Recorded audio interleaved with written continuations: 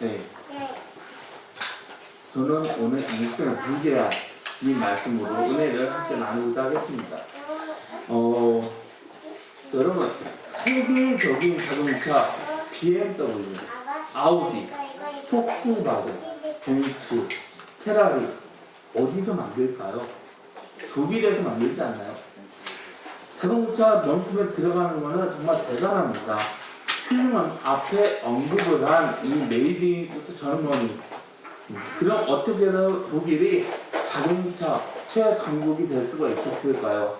다양한 이유가 있습니다. 그 가운데 하나가 무제한으로 달리는 자동차 전용 도로가 우리한테 알려진 아우토반이라는 그런 도로가 있습니다. 아우토반은 1930년도 만들어졌습니다. 그런데 이때만 해도 이 도로에는 차가 몇 대만 없었습니다. 하지만 속도 제한이 없는 도로가 생겨 거기를 마음껏 달릴 수 있는 성능이 좋은 자동차를 만들려고 독일에서는 끊임없이 연구를 했습니다. 지금까지 아우토반에서 달리는 자동차 최고 속도는 1938년 벤츠에서 들어오고 있습니다. 이때 달리는 속도가 432km입니다. 아무도 놀라지 않네요. 우리는 다 이 속도로 달리고 있나 봐요. 네, 딱지 많이 받으셨나 봐요. 그런데 놀라운 거는 이 속도가 80년 전에 세워진 기록입니다. 믿어지십니까? 지금 자동차 성능은 너무나도 좋아졌습니다. 자동차 자체가 업그레이드가 되었습니다. 80년 전보다 더 빨리 다닐 수가 있습니다. 그런데 지금은 무리를 그 기록을 넘기지 않고 있습니다. 요즘에 성능 좋은 차를 가진 사람들이 아우토반에서 300km로 달린다고 합니다. 우리나라에서는 상상하지 못하는 그런 속도입니다. 아우토반에서는 속도 한계가 없다고 합니다. 그런데 지금은 최고 속도를 깨지 않고 있지만 언젠가는 432km 속도 깨지게 됩니다. 그리고 우리 삶에 한계가 없다고 믿으시기를 바랍니다. 빌립보서 4장 13절 말씀입니다. 다 같이 함께 읽겠습니다. 다 같이 시작. 내게 능력 주시는 자 안에서 우리가 모든 것을 할 수 있으리라. 아멘. 우리가 너무나도 좋아하는 말씀입니다. 그런데 영어 성경에는 이렇게 나와 있습니다. unlimited. 한계가 없다. 우리는 이런 믿음으로 살아가야 하는 것입니다. 우리는 살아가면서 한계를 너무 많이 느끼지 않나요? 한계에 부딪히면서 살아가고 있지는 않나요? 그런데 우리를 사랑하고 우리와 함께하고 우리를 도와주는 하나님 안에서 우리는 그 한계를 돌파해 나아갈 수가 있습니다. 하나님이 나와 함께 하십니다. 믿음을 가진 분들이라면 한계라고 생각하는 그 순간을 갱신하면서 앞으로 나갈 수가 있습니다. 우리는 숫자로만 알고 있는 그 속도 432km 깰 수가 있습니다. 그럼 우리는 어떤 순간에 한계에 부딪히게 될까요?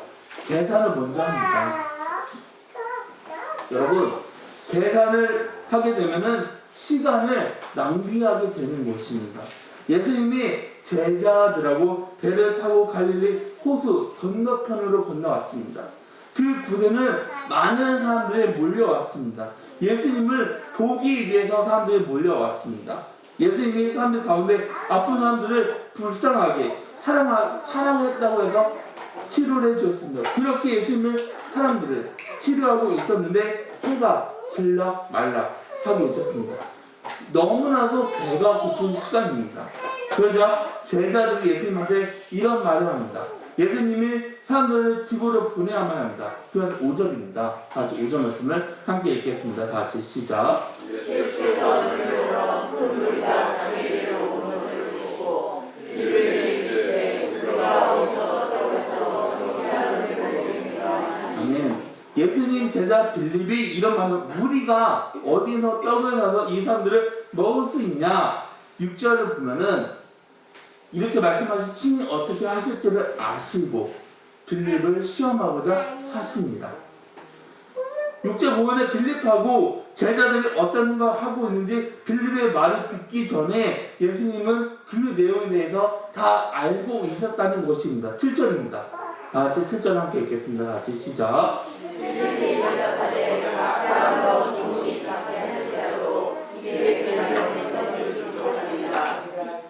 아멘. 여러분, 빌립은 합리적인 사람입니다. 계산이 무척이나 빠른 사람입니다. 예수님은 제자들 가운데 계산을 잘 하는 빌립한테 이렇게 묻습니다. 야, 이 자리에 있는 사람들 다 먹이려면 돈이 얼마나 필요하냐? 얼마나 필요하냐? 그러자 빌립이 재빨리 계산기를 두드렸습니다. 그래서 나온 돈이 200데나리온입니다. 이 돈이 있어야 이 사람들을 다 먹일 수 있습니다. 여러분, 1데나리온은 노동자들이 하루 일을 한 그 값을 말을 합니다. 그럼 200데나리온은 얼마가 되는지 감이 잡히시나요? 노동자 8개월 월급입니다. 요즘 돈으로 계산하면은 2천만 원에서 3천만 원 정도가 되는 돈입니다.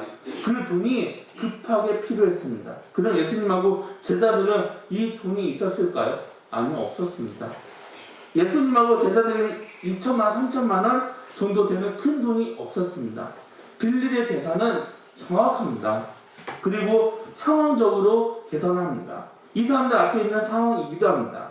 예수님하고 제자들에게는 이 돈이 없습니다. 그 자리에 있는 사람들한테 먹을 걸 준다는 건 불가능합니다.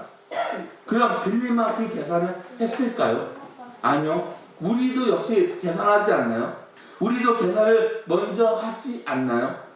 그러면서 내 계산하고 맞지 않으면 어떤 생각을 합니까? 이거는 안 돼.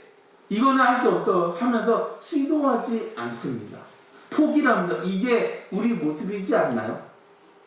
할 수 없어 하면서 시도를 하지 않습니다. 그래서 어떤 사람들은 계산만 하다가 아무것도 하지도 못합니다.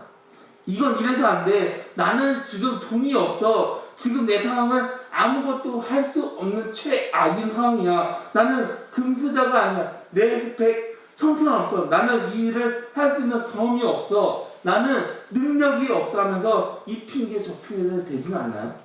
지금 이거 내가 할 수 있다고, 지금 내 상황이 내 환경으로 이거 할 수 없는 일이 하면서 계산을 먼저 하고 있지는 않나요? 여러분, 이렇게 계산을 하고 있으면 도전을 하지 못합니다. 도전하지 못하고 실패만 반복하게 됩니다. 한 거는 아무것도 없습니다. 아시아 최대 자산가 알리바바 마윈이라는 사람이 있습니다. 이 사람은 비즈니스에 많은 영향을 주는 사람이기도 합니다. 그러면서 이 사람은 자수성가를 한 대표적인 인물입니다. 마윈이 알리바바를 창업한 지 한 10년 만에 중국에서 최고 회사로 성장을 했습니다. 마윈은 세계 최고 부자 가운데 한 명이 되었습니다. 그런데 이 사람이 이런 말을 해서 화제가 된 적이 있습니다. 그 말은 세상에서 가장 같이 일을 하기 힘든 사람은 가난한 사람이다. 충격적이지 않나요? 그 사람들은 이 마윈의 말을 듣고, 아니 지가 언제부터 부자였다고 가난한 사람들 무시하는 거야, 이렇게 생각하면 이런 표현을 만들었습니다. 하지만 마윈이 왜 이런 말을 했는지 그 말을 들어보면 이해가 됩니다. 마윈은 사람들에게 자유를 주면 함정이라고 말을 합니다. 작은 사업에 관한 얘기를 하면은 돈을 벌지 못한다고 말을 합니다. 큰 사업에 관한 얘기를 하면은 돈이 없다고 하면서 불평을 합니다. 새로운 걸 시도하자고 하면은 경험이 없다고 말을 합니다. 전통적인 사업을 제안하면은 경쟁이 치열하다고 두려워합니다. 새로운 사업을 말하면은 다단계라고 말을 합니다. 상점을 같이 운영하자고 하면은 자유가 없다고 말을 합니다. 새로운 사업을 시작하면 전문가가 없다라고 말을 합니다. 그런데 이런 사람들에게 똑같은 점이 있습니다. 그건 희망 없는 친구들의 의견 듣는 걸 굉장히 좋아합니다. 구글이나 사이트에 물어보는 걸 너무나도 즐긴다고 하는 것입니다. 대학교 교수보다 많은 생각을 하지만 장님보다는 작은 일을 합니다. 이 사람들에게 물어보세요. 뭘 할 수 있는지. 그럼 이 사람들은 대답을 하지도 못합니다. 하면서 마인은 마지막으로 이런 말을 남겼습니다. 가난한 사람들은 실패합니다. 여기에 공통적인 행동이 있습니다. 그건 사람들의 인생을 기다리다가 끝이 나는 것입니다. 비즈니스로 성공하지 못한 사람들을 보면 어때요? 계산만 하고 있습니다. 망설이기만 있습니다. 나한테 기회가 오기만을 기다리고 있습니다. 그렇게 하다가 실패를 합니다. 사람들은 기다리다가 끝이 납니다. 계산만 하다가 시간을 낭비합니다. 그런데 비즈니스로 성공한 사람한테 같은 시간을 줍니다. 그럼 이 사람들은 계산을 잘 할까요? 아니요. 잘 못합니다. 잘 못하지만 시도를 끊임없이 계속해서 하는 것입니다. 실패해도 많은 걸 잊어버려도 도전하는 사람들에게 성공적인 기회가 주어지게 되는 것입니다. 여러분, 계산을 잘 하고 머리가 똑똑하고 합리적으로 생각을 해도 믿음 생활, 신앙생활 하는데 도움이 되지 못할 때가 너무나도 많이 있습니다. 빌리처럼 계산이 빠르고 똑똑한 사람들은 믿음이 잘 자라지를 못합니다. 이 사람들은 책을 많이 봅니다. 아는 거 많이 있습니다. 생각이 너무나도 훌륭합니다. 본인이 할 말을 마음껏 다 해버립니다. 사람들을 향해서 거침없이 얘기를 합니다. 하지만 믿음의 시작은, 신앙의 시작은 나를 내려놓는 것입니다. 나를 포기를 하는 것입니다. 하나님을 인정을 하십니다. 내가 죄인이라는 그 사실을 고백을 하는 것입니다. 그리고 내 죄를 고백하면서 우리는 눈물을 흘려야 하는 것입니다. 이게 우리 생각, 우리 경험, 내 능력을 하나님 앞에 내려놓는 게 믿음 생활, 신앙 생활의 시작인 것입니다. 열왕기하 5장 보면은 나병에 걸린 아람 군대 장군 나아만이 등장합니다. 이 사람은 기적을 일으키는 엘리가 선지자한테 너무나도 많은 재물을 가져와서 내 병을 고쳐달라고 부탁합니다. 그런데 엘리사는 집 안에만 가만히 있었습니다. 나아만은 아픈 부위를 볼 생각이 없습니다. 그러면서 자기 종을 보내 이런 말은 요단강에 들어가서 7번 목욕하세요. 나아만은 엘리사가 나와서 내 아픈 부위에 손을 대고 기도할 줄 알았는데 자기는 집에서 나올 생각이 1도 없습니다. 종을 보내 말을 해서 자존심이 무척이나 상했습니다. 돌아가려고 하는데 나아만 장군 신하들이 장군 해 보는 게 어떨까요? 해 보는 게 좋을 것 같습니다. 믿져야 본장입니다. 저 사람 말대로 해도 돌아가도 나쁘지 않을 것만 같습니다. 엘리사 저 사람 말대로 요단강에서 7번 목욕해도 목욕하여 보면 알게 되지 않을까요? 그렇게 했더니 어떤 일이 벌어집니까? 나아만 장군 나병이 깨끗하게 회복이 되어지게 되는 것입니다. 완벽하게 치유가 되었습니다. 나아만은 아람에서 최고의 장군입니다. 많은 전쟁에서 승리를 한 장군입니다. 이 사람 경험이 너무나도 많이 있습니다. 나아만은 지혜로운 사람입니다. 나아만은 엘리사 말을 이상하게 듣습니다. 엘리사가 한순간에 멍청하게 보입니다. 뭐? 요단강에서 7번 목욕? 이게 뭐 귀신이 예수님을 영접하는 소리야 하면서 하나님 선지자는 뭔가 다른 방법으로 나를 치료해 준다라고 생각했습니다. 나아만은 그 이상으로 기대를 했습니다. 하지만 나아만은 기대하고 다르게 엘리사는 다른 방법을 제시합니다. 엘리사 말을 들은 나아만은 화가 났습니다. 하지만 옆에서 말을 들은 신하가 그 말을 듣고 자기의 생각, 자기 계산 방법을 내려놓게 됩니다. 요단강에서 7번 몸을 씻었더니 나병이 깨끗하게 회복이 되었습니다. 예레미야 29장 11절입니다. 다 같이 함께 읽겠습니다. 다 같이 시작. 여호와의 말씀이시라. 너희를 하나님의 생각을 내가 하니 하나님이 어떻게 하느냐라. 너희에게 미래와 희망을 주는 것입니다. 아멘. 하나님 뜻이 내 생각하고 다를 수가 있습니다. 다르다고 해서 하나님이 틀리는 것이 아닙니다. 내 생각이 문제일 수 있습니다. 하나님이 틀리는 게 아니라 내가 틀리는 것입니다. 그래서 많은 걸 계산하면 시간을 버리게 되는 것입니다. 여러분, 시간을 낭비하지 마시기를 바랍니다. 지금 내 상황이 하나님의 뜻과 하나님의 계획이라고 믿으시기를 바랍니다. 우리를 향한 하나님의 생각은 재앙이 아닙니다. 하나님의 생각하면 평안이면서 소망인 것입니다. 하나님을 한번 믿어봐. 하나님은 믿어볼 분이야, 믿어볼 분이 아닌가? 이렇게 계산하면은 시간을 낭비하게 되는 것입니다. 나아만 장군처럼 요단강에서 몸을 씻는 것처럼 여러분 인생을 하나님한테 맡기시기를 바랍니다. 그럼 여러분 삶에 하나님의 치유가 시작이 됩니다. 우리 가정 가운데 하나님의 은혜가 있다고 믿으시기를 바랍니다. 그럼 하나님한테 맡길 때 어떤 일이 생길까요? 한계가 깨지게 됩니다. 우리가 말하는 한계 깨지게 됩니다. 예전에 나를 맡고 있는 걸 한계라고만 생각을 했습니다.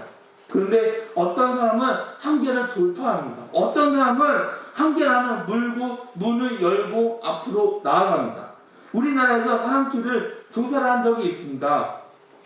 1914년도 우리나라 키는 159.8이었습니다.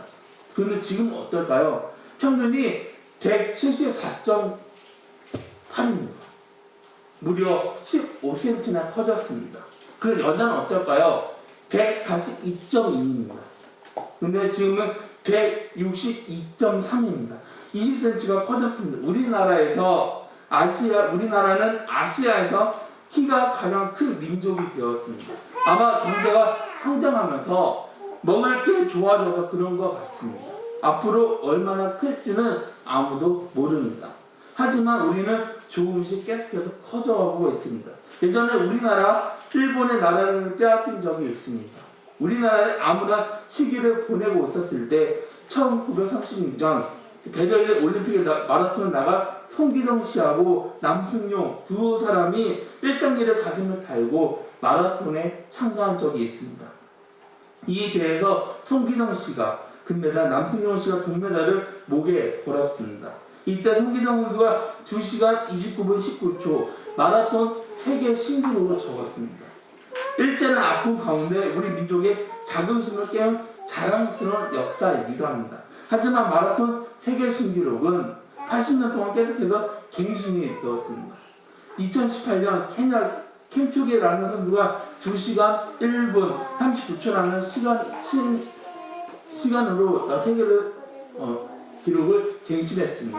우리나라 송기정 선수가 세운 기록보다 28분을 앞당긴 시간입니다.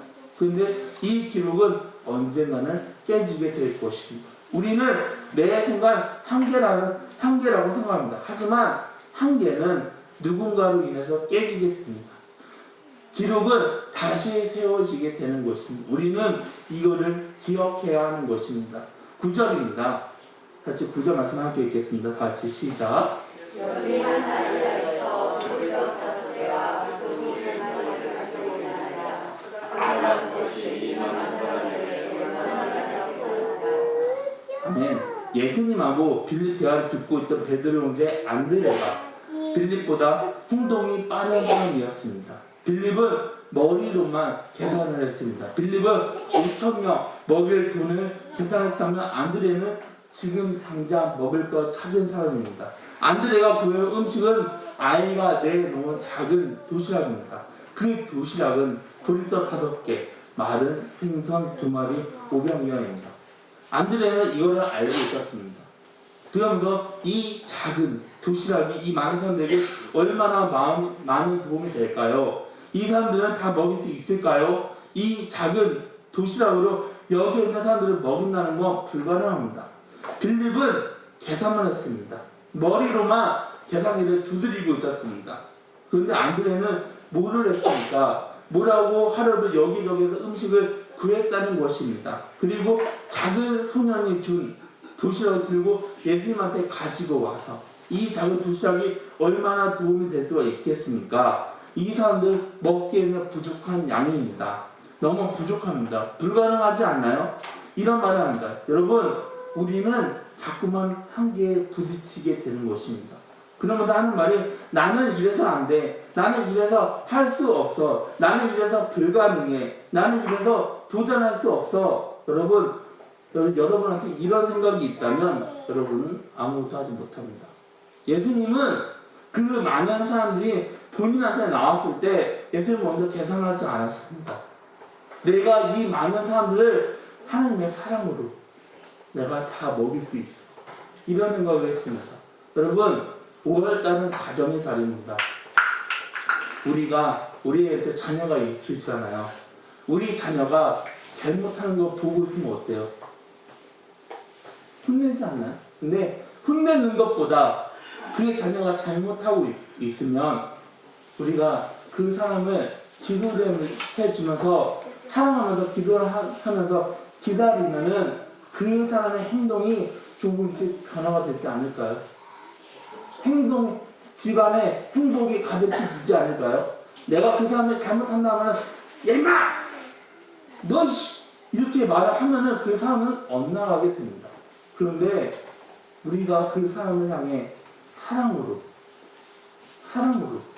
기도를 해준다 하면은 그 사람은 우리가 생각했던 그 이상으로 정말 하나님한테 크게 쓰임을 받는 사람이 될 것입니다.